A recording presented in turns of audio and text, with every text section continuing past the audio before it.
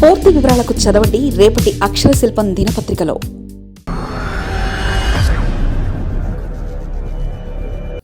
బాబుగారు ఇక ఆ పథకం ఇవ్వలేరట. ఏపీలో ఉచిత బస్సు టైర్ పంక్చర్ అయినట్టే.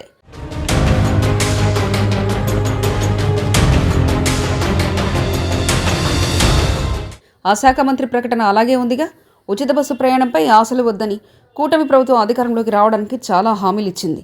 ముఖ్యంగా సూపర్ 6 పథకాలతో అదరగొట్టింది. జగన్మోహన్ రెడ్డిని గద్దెదించడానికి చాలా ప్రయత్నాలు చేసింది.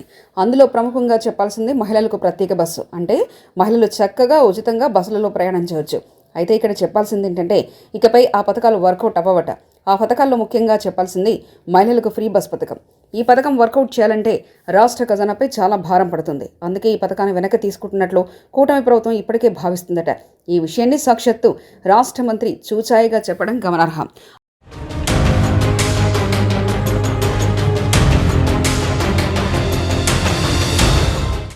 ఆంధ్రప్రదేశ్లో మహిళలకు ఉచిత బస్సు పథకాన్ని ప్రారంభిస్తామని ఎన్నికలకు ముందు కూటమి ప్రభుత్వం హామీ ఇచ్చింది. దీంతో మహిళలు ఎక్కడైనా తాము రైమంటూ ఫ్రీగా ప్రయాణం చేయవచ్చని భావించారు. రాష్ట్రంలో ఎక్కడికి వెళ్లాల్సి ఉన్నా బంధువులిళ్లకు, పెళ్లిళ్లకు, పబ్బాలకు ఇక ఆర్టీసీ బస్సుల్లో వెళ్లవచ్చని కలలుగన్నారు. కానీ ఆర్టీసీ ఉచిత బస్సు ప్రయాణంపై మంత్రి చేసిన ప్రకటన ఉసూరు అనిపిస్తుంది. ఉచిత బస్సు పథకాన్ని జిల్లా వరకే పరిమితం చేస్తామని మంత్రి గుమ్మడి సంధ్యారాణి శాసనసభలో ప్రకటించారు. దీంతో రాష్ట్ర వ్యాప్తంగా మహిళలు ఉచితంగా ఆర్టీసీ బస్సుల్లో ప్రయాణించడానికి వీల్లేదు. కేవలం జిల్లాలకు మాత్రమే ఉచితం పరిమితమవుతుంది.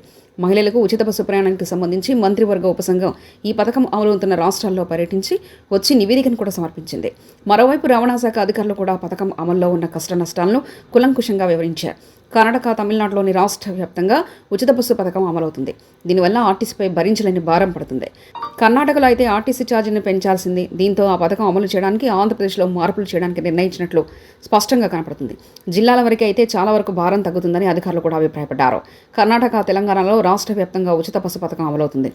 రాష్ట్ర సరిహద్దుల వరకు ఉచితంగా మహిళలను ప్రయాణించే వీలుంది.